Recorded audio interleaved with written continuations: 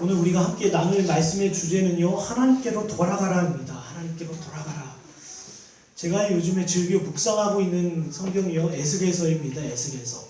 근데 에스겔서에 보면요, 사람들이요, 동방 태양을 향해서 절하고요, 그들의 신 담무스를 위해서 막 애곡하는 장면이 나와 있어요. 나와 있는데, 그들을 향해서 에스겔 선지자는요, 하나님의 엄중한 심판과 그리고 하나님께로 돌아오라라는 가르침을 계속해서 증거합니다. 근데 구약에 보면, 선지서에 보면 비단 에스겔 선지자뿐만 아니라 에레미야나 이사야나 뭐 여러 가지 여러분의 선지자들이 하나같이 이야기하는 것이 돌아오라는 거예요. 돌아오라는 거. 근데 그런 부르심에 사람들은 세 가지 반응으로 대변을 합니다. 나는 태양신에 절하지 않았고 담무스를 위해서 애국도 하지 않았다. 그러므로 나는 굳이 회개할 필요가 없다. 한마디로 나는 우상 숭배하지 않았으니까 나는 회개할 필요가 없다라는 반응과, 그리고 나는 지금 일이 바쁘고 나에게 주어진 일이 바쁘니까, 일이 많으니까 나는 나중에 기회가 되면 회개하겠다. 다시 말씀드리면 회개를 유보하는 사람들이 있었어요. 또 한편의 사람들은 무엇입니까? 하나님의 진노와 하나님의 말씀을 외면하고 왜곡하고 업신 여기는 사람들이 있었다라는 거예요. 대체적으로 구약시대 때 있었던 주의 사역자들로 말미암아 증거된 하나님의 말씀 앞에 이런 반응들이 있었다라는 겁니다. 그런데 예외 가운데 있었더라면 그들 가운데 듣는 사람들이 있었다라는 거예요. 하나님의 말씀. 사랑하는 여러분, 하나님께로 돌아오라는 그 말씀이 저와 여러분에게 들려졌다라는 것이 뭐예요? 은혜라는 거예요. 은혜라는 거예요. 마치 노아와 같이요. 노아처럼 120년 후에 이 땅 가운데 하나님의 심판과 재앙이 있을 거라는 그 음성이 들려진 것 자체가 은혜라는 거예요. 그리고 가나안을 향해서, 여리고를 향해서 하나님의 엄중한 심판과 진노가 시작되었다. 그런데 유일한 피할 길이 있다라는 사실이 들려지는 것이 은혜라는 거예요. 사랑하는 여러분, 저와 여러분의 100년째 안 되는 이 짧은 인생 가운데서요, 우리가 들어야 되는 것이 무엇입니까? 그리고 듣고 우리가 믿음으로 반응해야 되는 것이 무엇이에요? 바로 하나님께로 돌아오라는 말씀이에요. 돌아오라. 혹시 우리가요, 하나님께로 돌아오라는 이 말씀 앞에 좀 전에 말씀드렸던 이 세 가지의 사람들, 나는 아직 아닙니다. 그리고 나는 굳이 회개할 필요가 없습니다. 아유, 사랑의 하나님께서 이 땅에 어떻게 심판하실 수 있겠습니까? 라고 이렇게 질문하는 사람처럼 이런 반응과 태도에 있다라고 하면 심각한 거예요. 심각한 거예요. 우리가요, 하나님께로 돌아오라는 이 가르침이요, 오늘 저와 여러분의 양심을 때리고 저와 여러분 가운데 심겨지는 것이 뭐예요? 은혜라는 거예요. 은혜. 우리의 언어로 좀 표현해 볼까요? 하나님께로 돌아오라는 것은 무엇이냐? 우리의 언어로 그것을 회심이라고 합니다. 회심. 돌이킬 회, 마음심자를 써서 그 마음이 돌이켰다라는 거예요. 내가 하나님을 찬양하고 주일 예배 가운데 주님께 나아가고 내가 교회에서 봉사를 하고, 그것이 회심의 표현이 아니에요. 그것이 회개 아닙니다. 성경에서 말하는 회개는 그 마음의 중심이 완전히 온전히 돌이켜서 하나님 편을 향하여 서는 거예요. 이전에는 내가 세상을 향하여 서 있던 내 육신과 내 마음과 내 생각을 부여잡고 누구에게로? 주님께로 돌이켜 나아가는 것이 회심이라는 거예요. 이 사도행전에 보면 유명한 사람이 나와요. 시몬이라는 사람이 나오는데, 시몬이라는 사람은 어떠했습니까? 마술사였어요. 그런데 빌립 집사의 전도를 받고 세례를 받습니다. 그리고 예수 그리스도의 가르침을 따라가는데 베드로가 이적과 기적을 행합니다. 성령의 역사를 행해요. 그 모습을 보고 어떠합니까? 그것은 돈 주고 살려고 해요. 돈 주고 살려고 해요. 겉모습을 봤을 때는 이 사람이 회심했는지 회심하지 않았는지 몰라요. 그런데 이 마술사 시몬은 어떠합니까? 마침내 최종적으로 나는 아직 회심하지 않았다. 왜요? 성령의 역사를 돈 주고 살려 했기 때문이라는 거예요. 누구를 위해서? 자기 자신을 위해서요. 여러분, 이 시대요, 저와 여러분이 분명히 기억해야 되고 분명히 간절히 기도하고 찾고 구해야 되는 제목이 한 가지 있다면 바로 회심이에요. 오늘 우리 목회서신 보셨나요? 목회서신에 보면 제가 오랫동안 좀 기도하다가 쓴 내용이에요. 그리고 여러분을 향해서, 그리고 저와 여러분의 자녀들을 위해서, 그리고 우리 앞으로의 미래를 위해서 담은 내용이라고 할 수 있습니다. 우리가 눈물로 애곡하고 기도하고 애통해야 될 제목이 뭐냐라는 거예요. 우리 자녀의 교육, 양육 문제 아니라는 거예요. 진짜 우리가 애곡하고 애통해야 되는 문제는요, 뭐예요? 회심이에요. 회심. 과연 우리의 자녀가 회심했는지, 우리 자신이 회심했는지, 이 세상에서 확실하게 벗어나 있지는 않은지 이 100년도 채 안 되는 이 짧은 인생 가운데서 이 육신의 몸을 입고 어떻게 건짐을 받았는지에 대한 답은 어디 있다고요? 바로 회심에 있다라는 거예요. 회심. 우리 외적인 모습이 중요한 게 아닙니다. 여러분의 마음이 어디 있냐는 거예요. 우리 자녀의 마음이 어디 있습니까? 그리고 여러분의 마음이 어디 있습니까? 이것을 우리가 한번 생각해보는 시간이 되었으면 좋겠습니다. 우리 본문 말씀입니다. 본문 1절에서 5절까지 우리 한번 한 목소리로 읽어볼까요? 본문이에요. 1절부터 5절까지입니다. 읽겠습니다. 시작. 우리가 올라가서 하나님의 말씀을 들으되 주님의 사례도 수가있어서 소수가의 맹주적인 있는 것을 보시니 오늘은 배에서 나와서 물을 씻는지라 예수께서 한 배에 오시니 그 배는 시몬의 배라 유대에서 좁은 배를 정하시고 앉으사 배에서 물을 가르치시더니 말씀을 마치시고 시몬에게 이르시되 깊은 데로 가서 물을 내려 물을 잡으라. 시몬이 대답하여 이르되 선생님이 그들이 강한 줄로 수고하였을 때 자정이 없으면 말씀의 제자여야 물을 내리리라. 네, 회심에 있어서요. 첫 번째는요. 영혼이 깨어나야 된다는 거예요. 영혼이 먼저 깨어나야 된다는 거예요. 우리는요 이런 회심을 다 기대합니다. 다메섹 도상에서 사도 바울이 예수님을 만나고 극적인 회심을 이룬 것처럼 우리도 이런 회심을 가끔 꿈꿔요. 기대해요. 그런데요 이것은 지극히 드물다라는 거예요. 보편적으로 회심의 역사는요 성령께서 일하시는 가운데 서서히 일어나요. 서서히. 근데 그 일어나는 과정상 가운데 가장 먼저 있는 것이 뭐예요? 영혼이 깨어난다라는 거예요. 여기 본문에 보면 예수님께서 하나님의 말씀에 대해서 강론하십니다. 강론하시는데 마침 옆에 배 두 척이 있어요. 그들이 뭐예요? 작업을 마치고 그물을 정리하고 있습니다. 그런데 그들에게는 열매가 하나도 없었어요. 주님께서는요 그 배를 강단 삼아 하나님의 말씀을 계속적으로 증거하십니다. 증거하시고 나서 예수님께서는 그 배에 있는 베드로를 주목하셔요. 여러분 이 베드로와 함께 있던 이 어부들의 상태는 어떠했습니까? 하루 종일 고기를 잡아 애써 수고했는데 열매가 없었어요. 잡힌 고기가 없었다라는 거예요. 만약에 제가요 이렇게 낚시에 가서 이렇게 아무런 결실이 없다라고 하면 이해돼요. 저는 어부가 아니기 때문이에요. 그러나 이들은요 물때도 알고 고기가 어디에 모여있는지 어디로 가야 되는지 잘 알고 있었던 사람이에요. 한마디로 이 일에 있어서는 전문가였다라는 겁니다. 근데 이 전문가들이 하루 종일 수고하여 애썼는데 아무런 열매와 결실이 없었다라는 거예요. 이것은 우리에게 굉장히 중요한 교훈이 됩니다.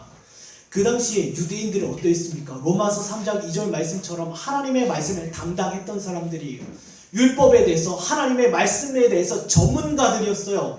그리고 사람들에게 하나님의 말씀이 이렇다 성전에서 회당에서 길거리에서 가르쳤던 사람들이 바로 유대인들이고 그들이 하나님의 자손들이고 아브라함의 후손이라 자랑했던 사람들이에요. 그런데 주님께서 보시기에는 그들에게는 아무런 열매가 없었다라는 거예요. 왜 열매가 없었어요? 당연하죠. 그들의 삶 가운데는 그들의 삶이 변화되지 아니하였고 여전히 회칠한 무덤으로 안에는 썩어 문드러져 있었기 때문이에요. 겉으로 드러나는 것, 나 깨끗한 사람이야. 오늘 주일 예배 드렸어요. 나 오늘 주일 성수했어요. 절기와 예식을 다 지켜 행했어요. 그러므로 나는 괜찮은 사람. 그것이 바로 유대인들이었다라는 거예요. 근데 그들의 마음의 중심과 생각은 여전히 죄와 사망의 권세 아래 놓여 있었던 이들, 아무런 생명의 열매, 영적 열매가 없었던 이들을 향하여 주님께서 말씀하십니다. 이들의 문제는 딱 한 가지예요. 주님이 함께 하시지 않았다라는 거예요. 베드로에게 있어서 문제가 무엇입니까? 주님께서 함께 하시지 않았다라는 거예요. 여기 우리 말씀 하나 볼까요? 마태복음 7장입니다. 제가 읽겠습니다.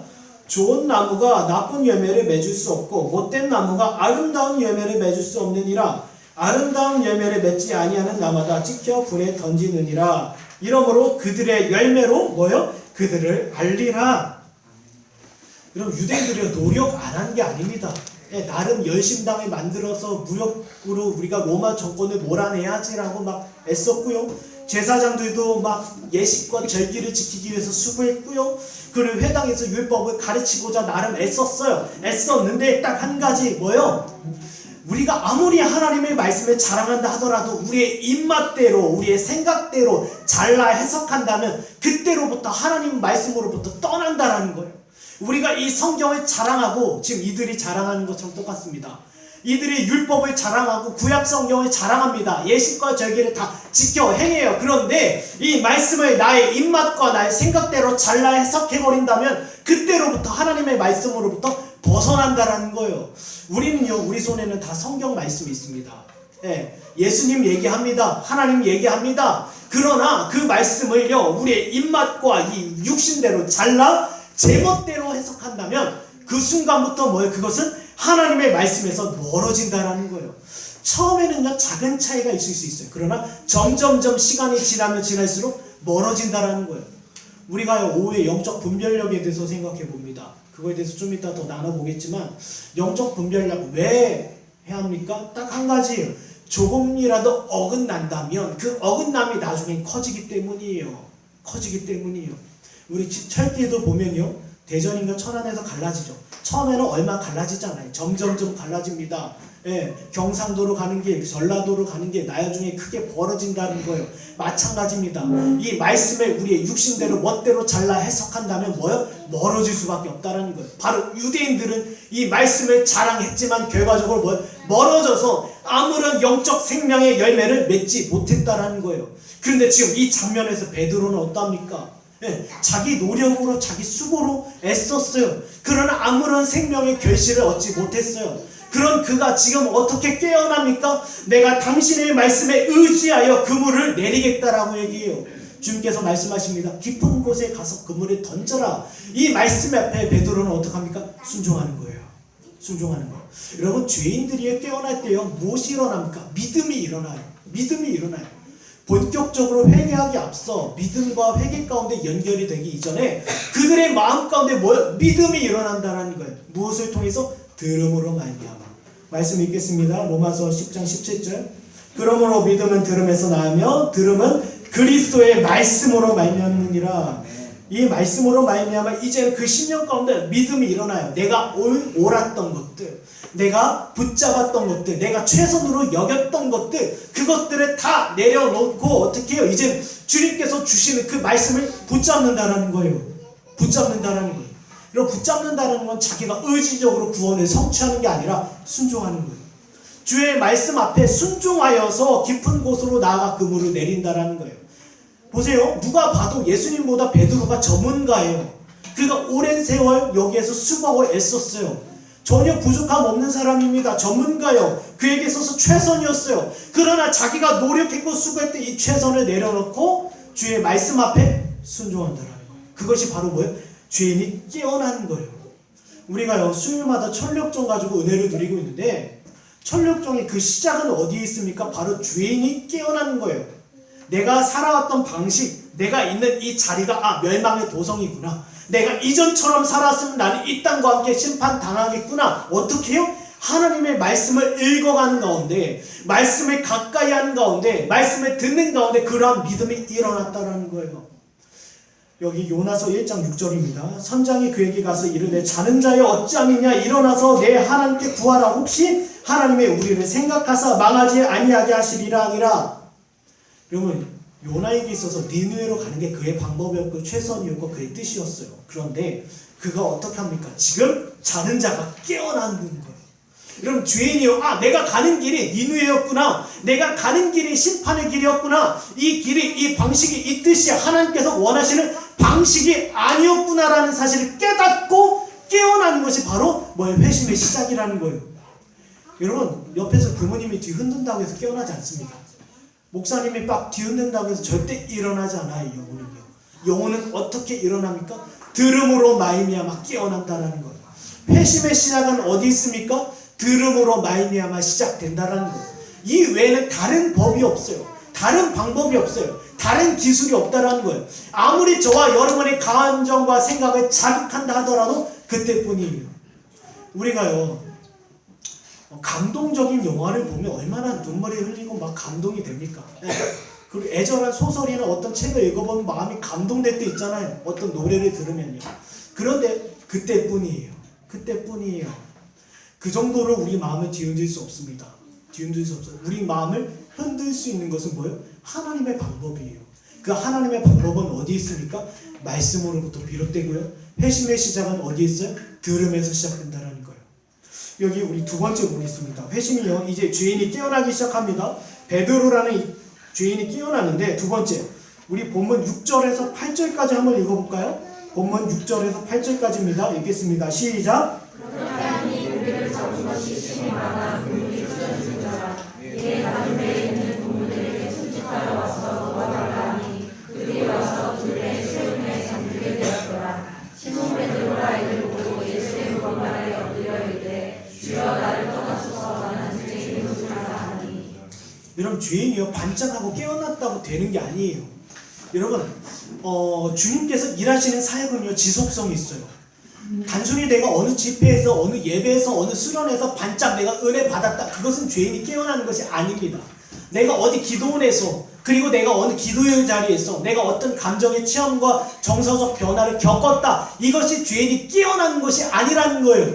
진짜 죄인이 깨어나는 것은 무엇입니까? 성령께서 지속적으로 역사하시는 거예요. 진리의 영이신 성령께서 그 영혼 가운데 역사하시는데 영혼의 각성이 점점점 깊어진다는 거예요. 기쁨과 즐거움이 더해지는 것이 아니라 그의 마음 가운데 근심과 고민이 점점점 깊어진다는 거예요. 내 마음이 왜 이렇지? 내 생각은 왜 이러지? 내 마음이 왜 이렇게 불편하지? 왜 이렇게 두렵고 떨리지? 왜 마음이 흔들리지? 종처럼 잡을 수 없지? 이게 뭐예요? 점점점 영적 각성이 깊어진다는 거예요. 보세요. 여기 보면 주님의 말씀에 의지해서 깊은 곳에 그물을 내립니다. 깊은 곳에 그물을 내려서 여러분도 아시는 것처럼 물고기를 많이 잡아요. 고기를 많이 잡아요.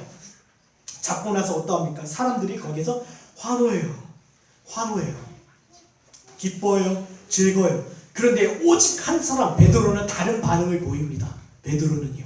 그럼 보세요. 사람들은요 고기 잡힌 것을 바라보면서 거기에 주목합니다. 그러나 베드로의 시선은 누구에게로 가 있어요? 바로 예수 그리스도께 가 있었다라는 거예요. 당장 자기가 마음에 손대로 고기를 많이 잡았는데 지금 중요한 것은 이 고기가 아니라 어떤 결실과 열매를 맺은 것이 아니라 이 열매를 맺게 하신 바로 예수 그리스도께 그 모든 시선과 초점이 가게 되었다는 것. 왜요? 베드로의 마음엔 이런 믿음이 생깁니다. 이분 말씀하시면 성취하시는구나. 그렇다면 이분이 내 곁에서 계속 말씀하셨던 것 하나님의 나라와 그리고 복음에 대한 이 내용이 단순히 사람의 말이 아니구나. 반드시 구약의 예언과 구약의 말씀을 이루시는 하나님의 아들 예수 그리스도시구나라는 믿음이 일어났다라는 거예요. 이 믿음이 일어났다라는 거예요. 보세요. 누가복음 4장 43절에 뭐라고 되어 있습니까? 하나님의 나라와 복음에 대해서 주님께서 누구 옆에서? 베드로 곁에서 설교하셨어요. 베드로는 알았습니다. 이분이 말씀하시면 성취하시는구나. 그러고 나서 어떡합니까? 꼬꾸라지는 거예요. 어떻게요? 나는 죄인입니다. 여러분 창세기 1장 3절 빛이 있으라 어떻게 창조하셨습니까? 어디에서 재료를 갖고 오셨어요? 아니죠. 창세기 1장 3절 말씀으로 빛을 창조하셨어요. 말씀으로 빛을 창조하신 그분께서 어떻게 하셨어요? 고린도후서 4장 6절에 어두운 데에 빛이 비치라 말씀하셨던 그 하나님께서 예수 그리스도 얼굴에 있는 하나님의 영광을 아는 빛을 우리 마음에 비추셨느니라. 말씀은 곧 빛인데 그 빛을 지금 베드로의 심령 가운데 비춰주신다라는 거예요. 겉으로 볼 때는요, 나 율법 다 지켰어요. 나 예배 빠진 적 없고요. 때에 따라 제사 제물을 드렸어요. 그리고 누구에게 해코지한 적 없습니다. 그리고 누구를 핍박하거나 누구를 억압하거나 누구에게 고통을 준 적 없습니다. 누구를 어렵게 한 적 없습니다. 도적질하지 않았습니다. 간음하지 않았습니다. 그런데 그가 지금 어떡합니까? 하나님의 말씀이 진리의 빛이 그의 심령 가운데 비춰지자 그 마음 가운데 숨겨져 있었던 죄악들이 다 드러나는 거예요. 지금까지 숨기고 싶었어요. 아무에게도 이야기하고 싶지 않았어요. 그런데 진리의 말씀이 그 가슴 가운데 비춰지자 어떡합니까? 다 드러나는 거예요. 마치요 어둠 가운데 빛이 비쳤을 때 어둠 가운데 있었던 더러운 것들, 불경한 것들, 죄악된 것들이 다 드러나는 것처럼 다 밝히 보여지는 것처럼 제가 필리핀에서 있었던 경험인데요. 그 필리핀 지체들과 어디 창고를 청소해야 돼요. 가긴 싫었지만 갔는데 일단 핸드폰 라이트로 비쳤습니다. 비치자마자 그 어둠 가운데 숨어 있었던 바퀴벌레, 쥐들, 더러운 것들이 싹 도망가는 거예요. 보세요. 여러분 우리 마음 가운데 겉으로 볼 땐 그럴듯해 보여요. 베드로 문제 없었습니다. 율법적으로 전혀 문제 없었던 사람이에요. 그러나 그가 그의 10년 가운데 예수 그리스도의 가르침으로 말미암아 빛이 비춰지자 나는 죄인입니다라는 거예요. 꼬꾸라지는 거예요. 다메섹 도상으로 달려가고 있는 사도 바울 가운데 무엇이 비쳤습니까? 빛과 함께 예수 그리스도의 말씀이 그의 10년 가운데 비춰지자 눈이 멀어 꼬꾸라지는 거예요. 여러분, 이런 역사가 지금 베드로 가운데 있는데 중요한 게 있습니다. 예레미야서 17장 9절입니다. 만물보다 거짓되고 심히 부패한 것은 마음이라 누가 능히 이를 알리오마는, 보세요, 마음이에요. 중요한 건 마음입니다. 왜 우리가 마음을 살펴봐야 되냐면 아담으로부터 오는 원죄의 부패성이 우리 마음 가운데 그대로 젖어 있기 때문이에요. 우리가 겉으로 볼 땐 종교의 옷을 입고 그럴듯하게 이 자리에 앉아 있어서 아무런 문제 없는 사람처럼 살아갈 수 있어요. 그러나 중요한 게 있습니다. 주님의 말씀의 빛이 진정으로 비춰진 사람은요, 주님 앞에 꼬꾸라질 수밖에 없어요. 나는 죄인입니다. 나는 죄인입니다. 그런데요, 중요한 게 있습니다. 영적인 각성, 성령께서 영적인 각성이 깊어지는 가운데 나타나는 특징이 하나 있어요. 특징이 있어요. 정한다는 거예요. 저항해요. 마음 가운데 근심과 고민과 걱정이 일어나니까 이것을 좀 덮어보려고 이 사람 저 사람 만나요. 그리고 사람들한테 이런저런 이야기를 합니다. 때로는 놀러 가기도 해요. 그리고 밥 먹으러 갑니다. 여행지를 찾아다녀요. 사람을 찾아다녀요. 왜요? 하나님께로 나아가면 이 근심과 고민이 점점점 커지니까 그게 괴로운 거예요. 그것이 괴로워서 아담과 하와가 동산 나무 사이에 숨은 것처럼 숨어버린다라는 거예요. 그런데 이 숨어버린 그 영혼을 누구가 찾아오셔요? 주님께서 찾아서 계속 그 마음을 두드리시는 거예요. 요한계시록 3장 20절인가요? 거기 보면 문 밖에 누가 계셔요? 주님께서 그의 마음을 두드리시는 것처럼 지금 뭐예요? 베드로의 심령이 계속 두드리는 거예요. 누가요? 예수 그리스도께서. 혹시요, 여러분 가운데 영적 각성 가운데 깊어지는 성령의 역사 가운데 계신 분이 있습니까? 피하지 마세요. 피한다 하더라도 주님께서 계속 여러분의 마음을 두드리실 거예요. 마음을 열 때까지 계속 두드리셔요. 그러나 우리는요, 주님 앞에 서면 부끄러워요. 말씀의 빛에 비춰지면 나의 죄악된 부분과 나의 숨겨진 부분이 다 드러나니까 그 주님 앞에 나아가기 싫은 거예요. 그런데 계속 주님께서 뭐예요? 말씀의 빛을 비춰주셔요. 비춰주시는 가운데 무슨 일이 있습니까? 로마서 7장입니다. 로마서 7장 23절에서 24절에 내 지체 속에 한 다른 법이 내 마음의 법과 싸워 내 지체 속에 있는 죄의 법으로 나를 사로잡는 것을 보는도다. 오라 난 곤고한 사람이로다. 이 사망의 몸에서 누가 나를 건져내랴. 지금 보세요. 베드로가 어떡합니까? 이전에는 주님께 엎드려졌다는 이야기가 없어요. 그런데 지금 이 장면에서 나는 죄인입니다 라고 이야기하면서 주님 앞에 꼬꾸라지는 거예요. 나는 죄인입니다. 오라 난 곤고한 사람이로다. 이 사망의 몸에서 누가 나를 건져냅니까? 라고 주님 앞에 다 솔직하게 터트려 놓는 거예요. 그게 바로 뭐예요? 영혼의 각성이고 회심의 과정 가운데 있는 사람들이에요. 터트려 놓습니다. 나는 이런 사람입니다. 나는 저런 사람입니다. 나는 금욕도 해보고 금식도 해보고 여러 가지 수고와 노력도 해봤지만 이 마음 가운데 있는 양심의 요동함을 해결할 길이 없었다라는 거예요. 보세요. 여러분, 우리 루터 아시죠? 루터 종교개혁자. 1517년 10월 30일에 비텐베르크 성당에 95개에서 방방문을 박은 그 루터가 처음에 이러했어요. 고행도 해봐요. 금욕도 해봐요. 금식도 해봐요. 그리고 자기 몸을 쳐서 복종하려고 수많은 어려움을 겪어봅니다. 그런데 그 마음 가운데 양심이 요동치는 거예요. 너는 죄인이라는 거예요. 너는 죄인이다. 그 양심을 어떻게 할 수밖에 없어요. 금식을 해봤어요. 금욕도 해봤어요. 그리고 높은 계단을 무릎으로 걸어 올라가기도 했습니다. 피는 철철 흘립니다. 그리고 너무 땀은 비오듯 해요. 어려워요. 고통스러워요. 그런데 중요한 게 있어요. 그 영혼 가운데, 마음 가운데 자유함이 없었다라는 거예요. 우리 예전에 이런 영화 보셨습니까? 미션이라는 영화 보셨어요? 좀 오래된 영화인데 어떤 범죄한 사람이요, 그 고행을 통해서 마음에 있었던 죄의 문제, 죄의 책을 떨쳐내는 장면이 거기 잠깐 나와 있는데, 그런 식으로 한다고 해서 우리 죄의 짐을 해결할 방법이 없다라는 거예요. 우리가 아무리 고행을 하고 내 몸을 때려라, 내 몸을 쳐라, 내 몸을 쳐서 해도 이 죄의 문제는 해결이 안 돼요. 근데 결국 베드로는 어떡합니까? 주님 앞에 꼬꾸라지는 거예요. 여기 우리 마지막 장면이 있습니다. 꼬꾸라진 그에게 마지막 회심의 마지막 단계인데요. 보시면요. 우리 9절에서 11절까지 한번 읽어보도록 하겠습니다. 9절에서 11절입니다. 읽겠습니다. 시작. 믿는 자들이 자기와 함께 있는 모든 사람이 무기를 힘으로 말미암아 놀라고 세대의 아들로서 시몬의 동업자인 야고보와 요한도 놀랐습니다.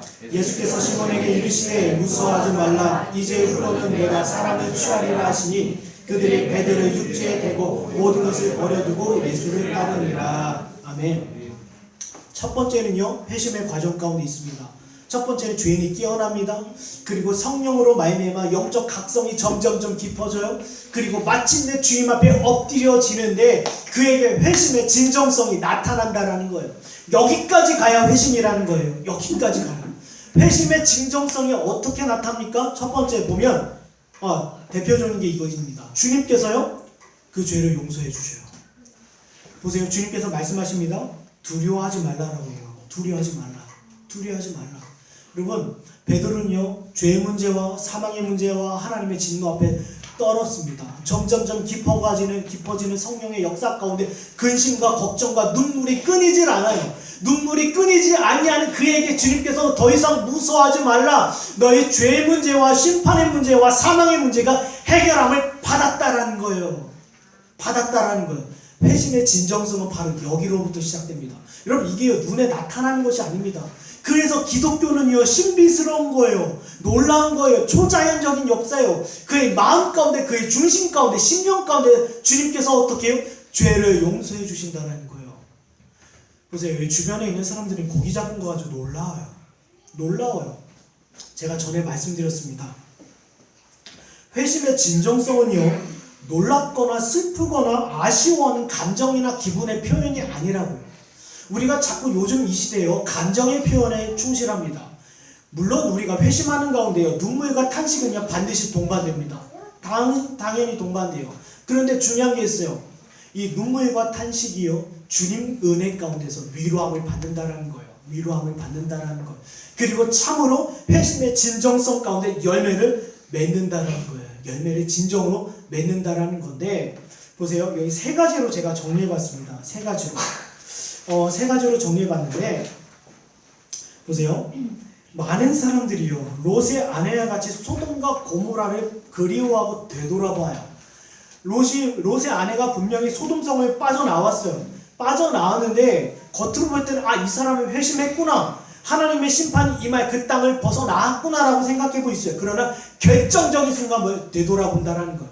그 뜻은 뭐예요? 그 마음이 아직 해결되지 않았다라는 거예요. 우리 삶 가운데 지속적으로 범하는 죄가 있습니까? 그건 아직 회심하지 않았다라는 거예요. 회심하지 않았다라는 거예요. 겉으로 볼 때는 우리가 정서적으로, 기분적으로, 감정적으로 눈물을 흘리고 감정적 표현을 분명히 할 수는 있어요. 할 수는 있지만 중요한 게 있습니다. 우리가 회심의 진정성을 과연 나타내 보이냐는 거예요. 여전히 나는 소돔성을 빠져나왔다라고 이야기하면서 여전히 그 땅을, 그 자리를 바라보고 있지는 않은지. 이스라엘 민족이 출애굽했습니다. 출애굽하고 나서 어떡합니까? 가데스 바네아에서 10대 2의 평가가 나와요. 네, 하나님의 언약을 믿지 않고 우리 왕을 세워서 다시 돌아가자. 왜요? 헤브론의 아낙 자손과 그리고 가나안에 있는 수많은 족속과 그들의 문명을 우리는 이길 수 없다. 단언하고 애굽으로 다시 돌아가자. 그들의 마음에는 하나님의 약속의 땅 가나안이 있었던 것이 아니라 그 마음의 중심에는 아직 해결되지 아니하는 애굽이 있었다라는 거예요. 여러분, 깊어지는 영적 각성 가운데 있는 분들이 분명히 계셔요. 이 문제 해결하셔야 합니다. 우리 마음에 남아있는 애굽, 우리 심령 가운데 우리의 발목을 붙잡고 있는 소돔과 고모라, 이것을 끊어내야만 무엇이 있어요? 회심의 진정성이 나타난다라는 거예요. 회심의 진정성 세 가지입니다. 보시면요, 첫 번째, 주님께서 뭐라고 하십니다. 뭐라고 하십니까? 베드로를 향해서 사람을 취하는 삶을 살게 하시요. 사람을 취하는 삶을 살게 하십니다. 이 뜻은 무슨 뜻이냐면요, 이전까지는요, 자기 인생의 주인이 자신이었어요. 자기 인생의 주인이 자신이었어요. 나의 뜻, 나의 의지, 나의 방법, 나의 길을 찾아 따라갔던 사람이에요. 그런 그가 회심하고 나서 이제는 누구의 뜻을 즐거워해요? 하나님의 뜻을 즐거워하기 시작해요. 하나님의 영광을 위해서. 비록 나는 직장 생활을 해요. 비록 저는 신분의 학생이에요. 그리고 저는 가정주부예요. 하지만 중요한 것이 있습니다. 직분과 피부색은 다를지라도 저와 여러분이 어떡합니까? 회심의 증거는 뭐예요? 진정성, 하나님의 뜻을 향하여 즐거워한다라는 거예요. 사도행전 11장 26절에 거기 보면 안디옥 교회에 이르러서 비로소 그리스도인들이라고 했어요. 안디옥 교회는요, 유대인들도 있었고 그리고 헬라인도 있었어요. 세계 각지에 모여 있었던 사람이 안디옥 교회를 이루었습니다. 피부색, 출신, 종교 다 달라요. 그러나 뭐요? 하나님을 사랑하는 자 안에서 뭐요? 하나님께서 기뻐하시는 그 뜻이 무엇인지 깨달은 회심한 자들의 모임이었다라는 거예요. 회심의 진정성 첫 번째 뭐요? 자기를 기뻐하는 것이 아니라 자기의 삶에 자기가 주인이 되는 것이 아니라 하나님이 주인이 되시고 하나님께서 기뻐하시는 사역 가운데 순종한다는 거예요. 두 번째가 있습니다. 두 번째는요, 배와 그물을 버려둬요. 여기에서는 지금 배만 나와 있는데 배와 그물을 버려둔다라는 거예요. 그 뜻은 무슨 뜻이냐면요, 이전에 나의 생사 여탈권을 붙잡고 있었던 것이 이제는 배와 그물이었어요. 고기를 많이 잡으면 그날 하루는 풍족하게 살아갈 수 있었어요. 그런데 지금 베드로와 함께 했던 이들이 어떡합니까? 배와 그물을 버려뒀다라는 것은 더 이상 나의 직장이 나의 생사 여탈을 좌우지하지 않는다. 이 세상이 나의 생사 여탈을 붙잡고 있지 않는다. 더 이상 나는 세상을 무서워하여 종노릇할 이유가 없다. 죽음을 두려워하여 세상의 종노릇할 이유 없다라는 거예요. 죽음, 사망, 심판 하나님 앞에서 해결함 받았다라는 거예요. 갈라디아서 2장 20절 뭐라고 합니까? 거기서 내가 그리스도와 함께 십자가에 못 박혔나니 그런즉 이제는 내가 사는 것이 아니요 못 박혔다라는 것은 뭐예요? 내가 이제 세상을 두려워하고 세상에 종노릇하며 세상에서 먹고 살던 그 삶이 이제는 뭐 십자가 안에서 해결함을 받았다라는 거예요. 비록 내가 직장에 문제가 있다 하더라도 사람의 문제가 있다 하더라도 나는 더 이상 요동할 이유가 없다라는 거예요. 물론 잠시 고민될 수 있고 잠시 기도 제목으로 나올 수 있죠. 그러나 그 문제로 인해서 나의 신앙과 나의 믿음이 송두리째 흔들리지 않는다라는 거예요. 아, 그럴 수 있겠네. 어려울 수 있겠네. 힘들 수 있어. 그러나 나는 믿는 믿음 안에서 넉넉히 이길 수 있다라는 믿음. 그것이 거듭난 자의 두 번째 진정성입니다. 세 번째 있습니다. 세 번째는요, 예수님을 따라가요. 여러분, 예수님을 따라간다라는 건요, 그냥 우리가 주일 출석, 예배 출석하는 게 아닙니다. 평소에 몇 시간, 몇 분, 몇 초 내서 내가 기도하는 거 있지 않아요. 그리고 내가 성경 몇 장 읽는 거 있지 않습니다. 주님을 따른다는 건 예수 그리스도로 말미암아 받는 모든 고난과 수고를 감당하겠다라는 거예요. 그게 거듭난 자, 회심한 자의 진정성이라는 거예요. 예전에 1938년도 대한민국 모든 교단들이 어떻게 합니까? 신사참배에 동의합니다. 동의해요. 그런데요, 예수를 믿는 주기철 목사님 같은 사람들 어떻게 했습니까? 견뎠다라는 거예요. 누구로 말미암아? 예수 그리스도로 말미암아 고난을 견뎌 이겼다라는 거예요. 그것이 뭐예요? 회심의 진정성이라는 거예요. 여러분, 회심했다고 해서 입버릇으로 나는 회심했습니다, 나는 거듭났습니다, 나는 누구입니다, 혹은 직분을 받아 살아가는 것이 회심이 아니라 진짜 회심은 뭐예요? 바로 이 세 가지. 삶이 송두리째 바뀌었어. 온전히 예수 그리스도를 향해서 사는 사람들, 그 사람들이 비록 뭐예요? 아직 연약한 육신을 입고 있더라도, 유혹을 받는다 하더라도, 일시적으로 유혹에 빠져 흔들릴지라도 그들이 터져나오는 고백은 무엇입니까? 뭐예요? 여기 제가 여기 기록해놨는데, 그러나 이 모든 일에 우리를 사랑하신 이로 말미암아 우리가 넉넉히 이기느니라. 내가 확신하노니 사망이나 생명이나 천사들이나 권세자들이나 현질이나 창렬이나 능력이나 높음이나 기쁨이나 다른 어떤 피조물이라도 우리를 우리 주 그리스도 예수 안에 있는 하나님의 사랑에서 끊을 수 없으리라. 이 고백이 터져 나오는 거예요. 그 고백이 터져 나오는 거예요. 요한복음 21장에 베드로가 어떡합니까? 주님을 부인했어요. 부인하고 주님을 배신했습니다. 엄청난 질책과 어려움 가운데 있어요. 그런데 이미 거듭난 사람에게는 무슨 은혜가 있어요? 죄를 용서해 주셨다는 은혜가 있어요. 그래서 요한복음 21장에 보면 갈릴리 바다에 예수님께서 누구를 기다리셔요? 베드로를 기다리셔요. 그리고 베드로가 어떡합니까? 뛰어드는 거예요. 예수님께로 뛰어들어요. 왜요? 여기 나와 있는 것처럼 거듭난 자에게, 회심한 자에게는요, 그리스도 예수 안에 있는 하나님의 사랑에서 끊을 자가 없기 때문이에요. 우리 말씀을 정리하겠습니다. 여러분, 얼마 되지 아니하는 이 짧은 인생 가운데 우리가 무엇을 들어야 되고 우리가 무엇을 깨달아야 됩니까? 바로 한 가지, 회심이에요.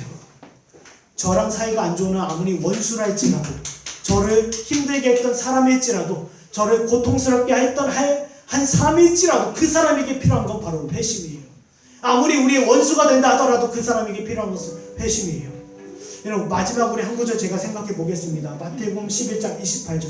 수고하고 무거운 짐진 자들아 다 내게로 오라. 내가 너희를 쉬게 하리라. 우리 마음에 있는 수고의 짐, 무거운 짐이 죄의 짐이었다라는 거예요. 이 문제를 우리가 깨닫지 않고서는, 우리 마음에 있는 죄의 짐을 깨닫지 않고서는 결코 회심할 수 없다라는 거예요. 결코 주님께로 나아갈 수 없다라는 거예요. 이 메시지가 여러분의 가정과 여러분의 마음과 여러분의 중심과 여러분의 공동체 가운데 선포되어야 된다라는 겁니다. 육신의 복이요, 행복이요, 기쁨이요, 잘 되는 거예요. 그것보다도 더 중요한 게 무엇이 있습니까? 바로 회심이에요. 주님의 참된 공동체는 그것을 이야기합니다. 그리고 그것을 위해 기도합니다. 그리고 그것을 전파합니다. 사랑하는 여러분, 이 교훈이요, 여러분 삶 가운데 장악되길 원하고요, 회심을 위해서 우리가 찾고 구하는 저와 여러분들에게 간절히 소망합니다. 지금 우리 함께 합심해서 기도